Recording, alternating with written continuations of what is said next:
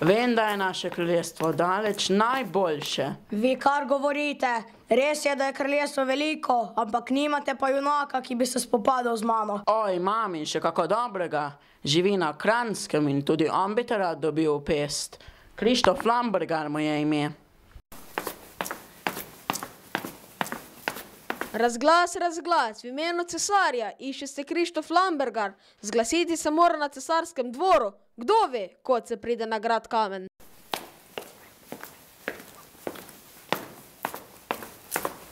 Dobrega imaš konja, sin. 7 let stoji pri jaslih in zoblje najboljša pšenica, zato ne skrbi. Pazi pa se pegama, ima 3 glave, 3 hudičeve glave.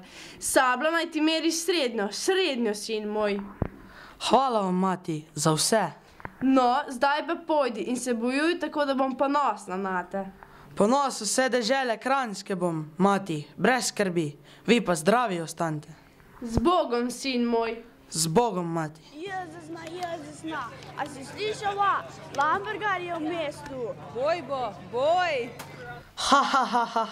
Si ti poslal pome, žensko telo v klep. Prav jaz, po tem dvoboju ne boš več izločal urina.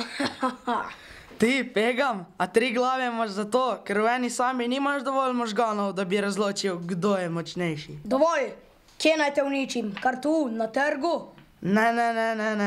Na polju, da bodo vsi vedeli, kako boš prosil za milost.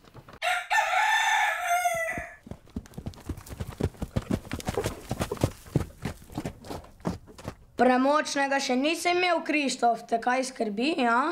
Ne. Žal mi je pa za tvojo ženo, ker bo tako mlada vdova. Meni pa se smeli tvoj konj, ki bo za manj iskal gospodarja.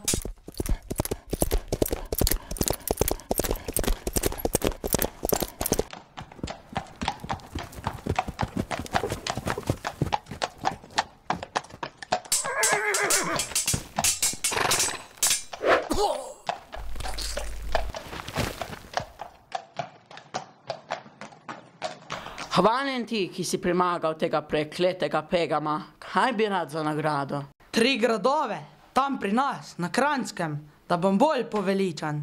Kaj ne bi raje moje hčerke ali denar, hrano, karkoli drugega? Ne, 3 gradove, mater Božja, jaz sem tistega hudiča bil, vi pa nič ne sodelujete. 3 gradove, ali pa se boste naslednjič zaman hvalili z menoj. Brzda jezik, vse bo. Tukaj so ključi, zdaj pa je odjezdi domov. Pokloni, cesar.